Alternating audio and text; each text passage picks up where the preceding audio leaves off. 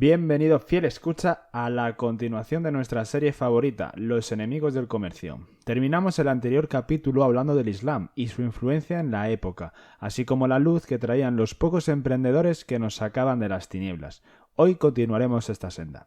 A modo de resumen, lo que veremos hoy se centra en lo siguiente. Primero, la presencia de estos caravaneros emprendedores mejora los caminos y permite el asentamiento en ciudades. La inversión en mejorar las rutas comerciales abre nuevos horizontes y la protección de las ciudades permite crear núcleos con jurisdicción propia que decida sobre sus intereses. También instrumentos como la promesa de pago permite que fluya el dinero y las espadas hacia Oriente con los templarios a la cabeza. Los temores apocalípticos del milenialismo se verán confirmados con el Gran Hambre de 1315 y la Peste Negra, terminando, como no puede ser de otra manera en tiempos de hambre, con las revoluciones de Francia, Inglaterra o Alemania. Todo esto veremos hoy con mucha más profundidad, así que quédate hasta el final, pues arrancamos.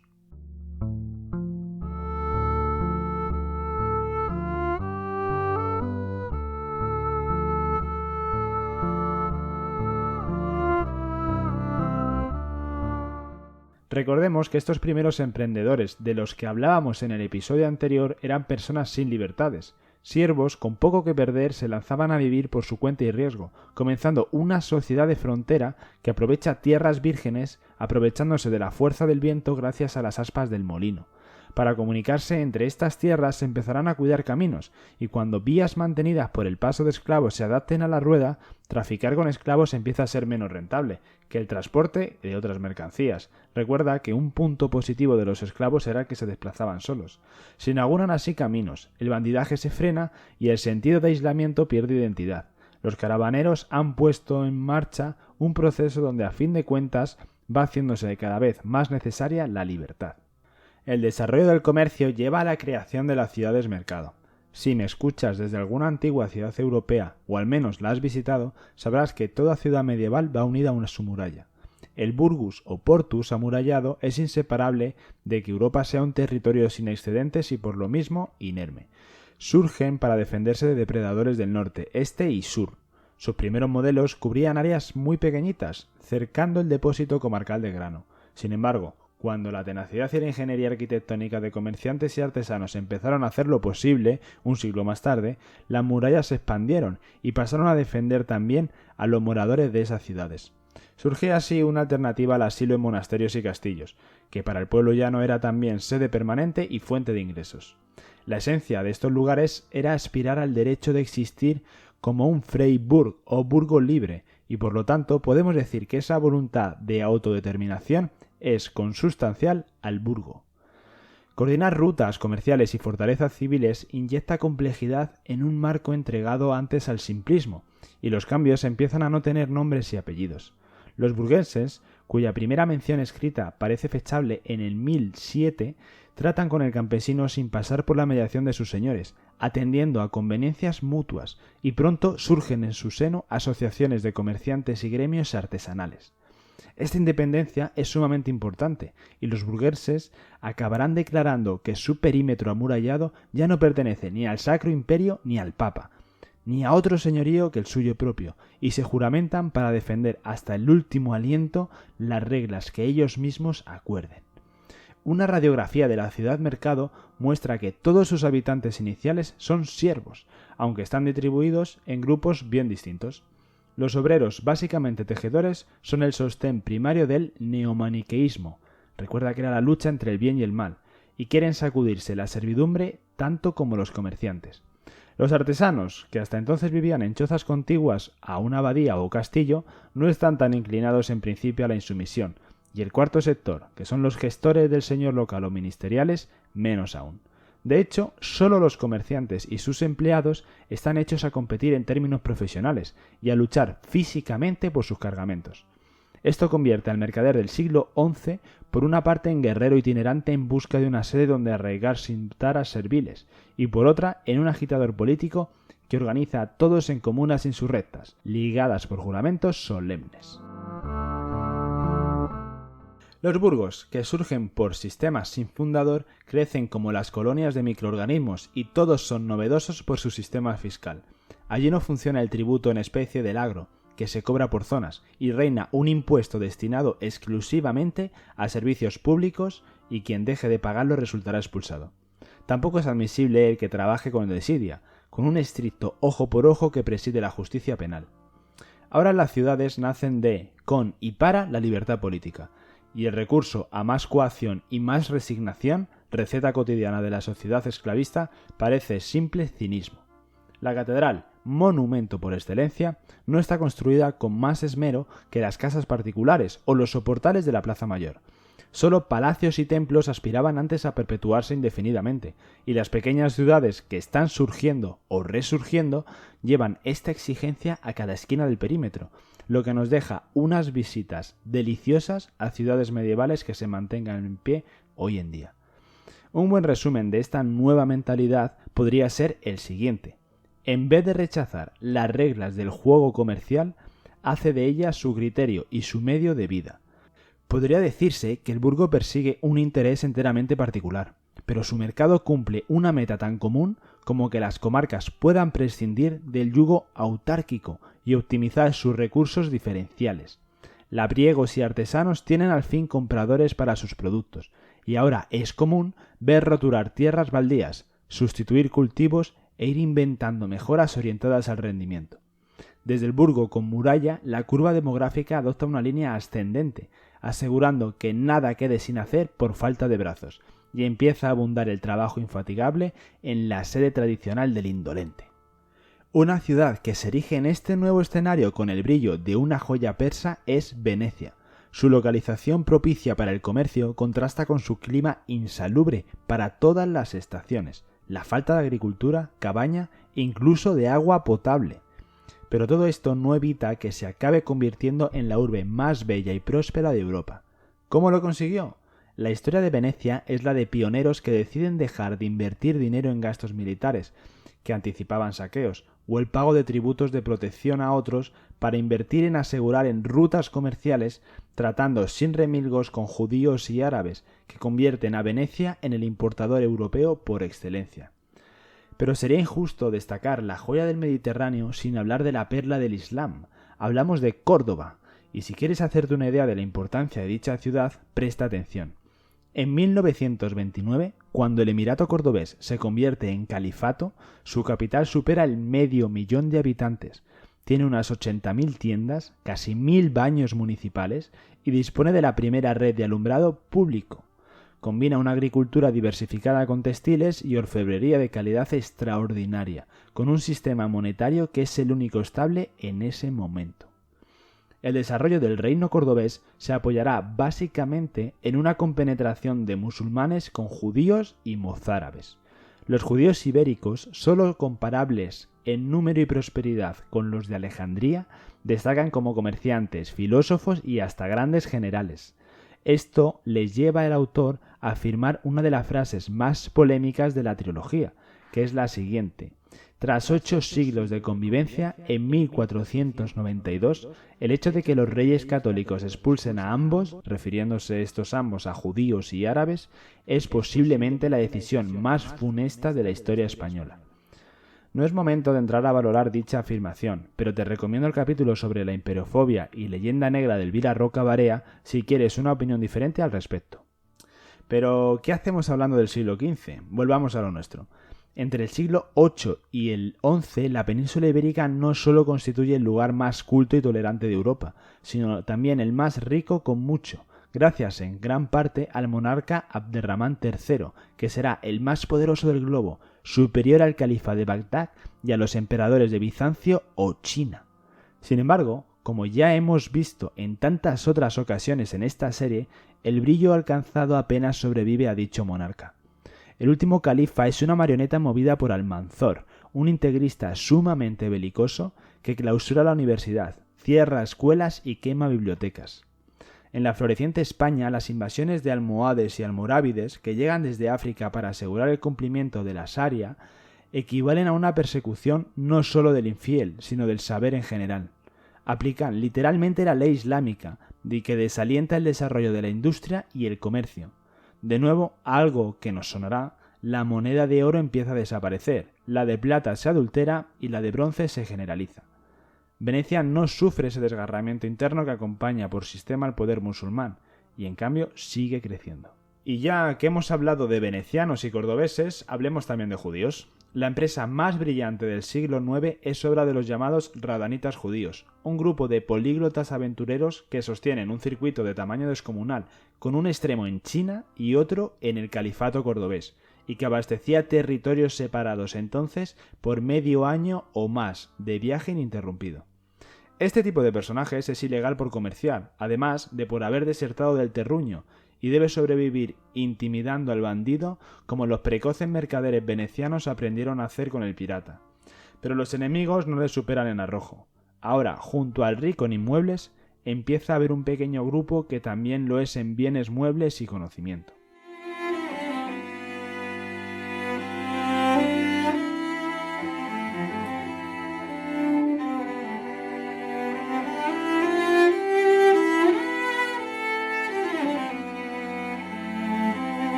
Y con este pequeño paréntesis en los ejemplos de ciudades que sintetizan este nuevo concepto de organización, volvemos donde lo dejamos. Como ya hemos ido viendo a lo largo de los capítulos, la historia puede que no se repita, pero al menos sí rima. En la Roma republicana, uno de los resultados de la Primera Guerra Social fue que la llegada del orden ecuestre a las magistraturas lo inclinó a la corrupción y el despotismo, y algo análogo gravita sobre los burgueses. Aunque se han hecho a sí mismos sin ayuda de privilegios, el hecho de que reyes y otros aristócratas les cortejen para obtener préstamos y suministros no tardan en hacer que gremios artesanales y asociaciones de empresarios monten un gobierno implacable sobre la oferta, postulándose como la nueva casta. El comercio necesitará en realidad unos 500 años más para aceptar el principio de reciprocidad. No obstante, si en el siglo X el héroe anónimo de la transformación era el aventurero itinerante, en el siglo XI lo es un notario que articula el acceso de profesiones a propiedades y contratos antes restringidos al poder temporal y espiritual. También se equipara el efectivo a la expectativa de cierto pago, constituyendo esta la mejor respuesta para monedas envilecidas y fraudes de acuñación, pasando de economías domésticas a economías complejas, gracias a que los gastos de unos pueden ser invertidos para otros. La presencia del dinero enriquece al señorío, sin dejar de conspirar indirecta, aunque implacablemente, contra su estamento. El efectivo que afluye de los circuitos comerciales y sus estaciones urbanas es invertido por los próceres eclesiásticos y seculares en guerras de juguete, como las justas heráldicas, cuyo resultado antes o después acaba en enormes deudas. De ahí que el siglo XII termine con banqueros judíos e italianos acudiendo al rescate de personajes e instituciones como Enrique II o la gran abadía benedictina de Cluny. En otro orden de cosas, también ha llegado el arrebato emocional de conquistar Tierra Santa, dando nuevas alas al mesianismo. Entre los efectos de la Primera Cruzada, por ejemplo, está una vigorosa renovación del tráfico de las reliquias, y lo que algunos llaman la primera empresa multinacional europea, el Orden de los Pobres Soldados de Cristo y el Templo de Salomón, más conocida como el Orden de los Templarios. Su emblema, que son dos caballeros montando un solo caballo, subraya una veneración por la pobreza, a pesar de lo cual se convierte en la gran potencia crediticia del continente. Los miembros no militares de la orden han hecho el más ingenioso de los hallazgos, que es ofrecer tanto a cruzados como a peregrinos la posibilidad de depositar bienes en sus oficinas europeas y recibir a cambio un documento en clave que les permita recobrar ese valor en Tierra Santa. Sin embargo, la orden pasaba a ser propietaria de los depósitos si el cruzado o peregrino no conseguía volver, lo que les permitió abrir más de 9.000 sucursales y convertirse en la mayor competencia para los banqueros laicos, siendo acreedores de muchos magnates, asumiendo demasiado poder y demasiadas deudas, que ya todos sabemos cómo acabó.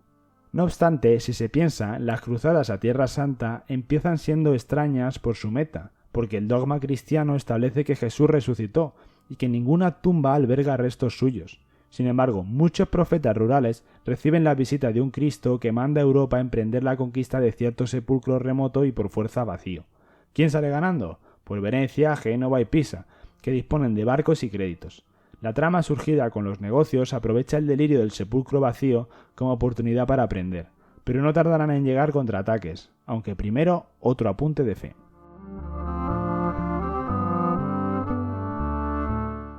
Siguiendo con el tema religioso, existen insurrecciones en el noroeste europeo que aprovechan la oportunidad histórica de una cúpula de poder feudal que ha tenido tiempo de enriquecerse y endeudarse a fondo, y del papado lanzando su candidatura a superpotencia política para frenar la desintegración de valores y costumbres. Se suceden, por lo tanto, 50 años de guerras entre partidarios del papado y partidarios del imperio. Todo se ha corrompido. El alto clero olvidó, tanto al siervo como a los reyes y a la propia Santa Sede, transformando sus votos de pobreza, obediencia y castidad en oportunidades para enriquecerse, medrar y fornicar. El bajo clero, inmerso en una barbarie supersticiosa, está llamado a caer en herejías mileniaristas, y urge recordar que Dios y el dinero son tan incompatibles como amar al más allá y apegarse al más acá. ¿Pero qué es esto del mileniarismo? Presta atención porque estas mareas apocalípticas volverán con sorprendente recurrencia. El Apocalipsis ha predicho que después de 1000 años del reino de Cristo cesará el encadenamiento del diablo, produciéndose el juicio final que parece claro a quién se llevará por delante. Los ricos han engordado para la matanza porque han vivido del robo, saqueando al débil. Lo cierto es que, aunque ocurriría algún siglo después, los acontecimientos que vendrán en el siglo XIV bien podría explicarse con este juicio final. Desequilibrado por el impetuoso de su propio crecimiento, el desarrollo se desacelera o detiene con el gran hambre de 1315 a 1317, o la peste o muerte negra, que llega a mediados del siglo. Como Europa está mejor comunicada, la plaga mata a una proporción inaudita de personas, pero indaguemos un poco más en estas dos tragedias. La primavera de 1315 fue como una prolongación del invierno, y el verano resultó frío y no menos lluvioso, y para Navidad lo inundado de agua pasó a estar cubierto de espesa nieve, sin que el sol hubiera brillado en todo el año una semana seguida. Las pésimas cosechas dejaron sin forraje a un ganado que moría de inanición, y la sal necesaria para curar las carnes no se podía transportar por lo intransitable de los caminos. De tal manera que cuando llegó el segundo otoño, sin haber dejado de llover, se consumieron las últimas simientes, momento en el cual la delincuencia se agigantó. Los abuelos dejaron de comer para que sus nietos tuviesen alguna raíz o corteza de que echarse a la boca y hubo canibalismo. Como es de esperar, en circunstancias como estas, el precio de los alimentos se disparó, y buena parte de los gobiernos reaccionaron al vertiginoso aumento en el valor de los alimentos con decretos sobre precios máximos para el grano, leche y hortalizas y carne, que empeoraron en gran medida la situación. De nuevo, recuerda esto para próximos capítulos, porque somos infalibles en tropezar una y otra vez con la misma piedra. Los niveles de suministro tardarán casi una década en restablecerse del gran hambre, y apenas una generación más tarde, en el 1348, iba a estallar la peste, con testimonios como el siguiente.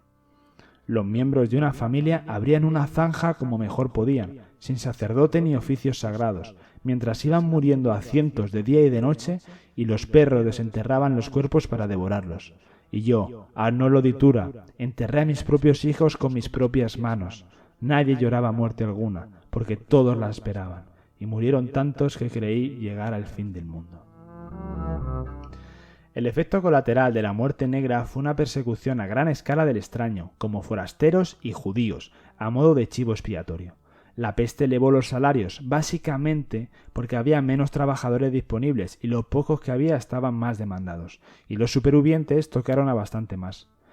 Los arreglos que la plaga impuso entre señorío y campesinado fundan el capitalismo en el sentido moderno, porque no ya una élite de aventureros y hombres sagaces, sino parte considerable de la población pasaba a ser propietaria actual o potencial.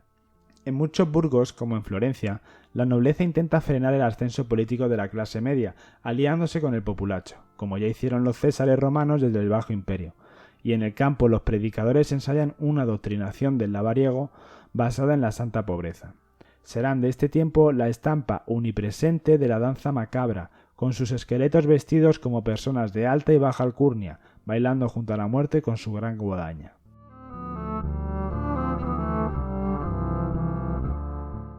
Y ya terminamos, como no podía ser de otra manera, con unas pocas revoluciones. Más que nada para ir calentando. Ya sabemos que en tiempos convulsos, y por convulsos hablo de cuando falta el pan, son fecundos en revoluciones. Las tendremos de todos los colores en Europa. desde París con 3.000 parisinos asaltando el Palacio Real en febrero de 1358, pasando por las luchas en Florencia entre gremios o la Gran Revuelta Inglesa, que responde a la tasa que imponía su gobierno para pagar la guerra contra Francia. En Bohemia tenemos también espacio para comunismos de todo tipo, que buscan una sociedad sin señores ni siervos, que devuelva al pueblo su inocencia, compartiendo sus bienes. También viven de ficciones como la que aparece en el Román de Lagos, en el que se dice que en tiempos de nuestros padres la gente se alimentaban de frutos y hierbas del campo, bebían solo agua y vivían en cuevas y no había penuria alguna, pues la tierra concedía liberalmente toda la comida que necesitaban. Como te puedes imaginar, esto es previo a todo lo ocurrido con la peste negra, pero después de eso seguirán estas ensoñaciones, y si no, que se lo digan al Quijote y su Edad de Oro. Aunque pensándolo bien, si lo dice el Quijote, tiene prevalencia sobre la realidad. Larga vida al caballero de la triste figura. Pero bueno, volviendo con nuestro repaso histórico, con los taboristas veremos un ejemplo fidedigno de un comunismo que nos suena tan familiar. Culpan a los comerciantes de traer la pobreza al introducir una desigualdad, y tenían tanta repugnancia hacia la riqueza que después de las batallas sepultaban al enemigo sin despojarle de ningún aderezo, ya fuese de plata u oro. En Tabor no existe ni tuyo ni mío. Quien tenga propiedad privada comete pecado mortal. Este experimento durará 33 años y finalizará en 1452. En Alemania también disfrutamos de una revolución de manos de Thomas Müntzer, el profeta enciclopédico, que tras pasar una temporada con los taboristas, vuelve a Alemania para presentarse como el nuevo profeta Daniel y crear una liga de los elegidos cuya meta es el exterminio del rico. Como seguro que puedes apreciar, pues este mismo discurso continúa incluso en nuestra época, estos cantos de igualdad buscan no tanto elevar el nivel de los de abajo, sino agarrar el pie de los de arriba y arrastrarlos. No aman al pobre, sino que odian al rico. Todos estos experimentos comunistas y revolucionarios lo que hacen es transmitir una ideología en forma de semilla que irá mutando en cada época y adaptándose a las particularidades de su tiempo, pero siempre manteniéndose firme en su odio al rico, erigiéndose como enemigos del comercio. Y dicho esto, lo dejamos por hoy.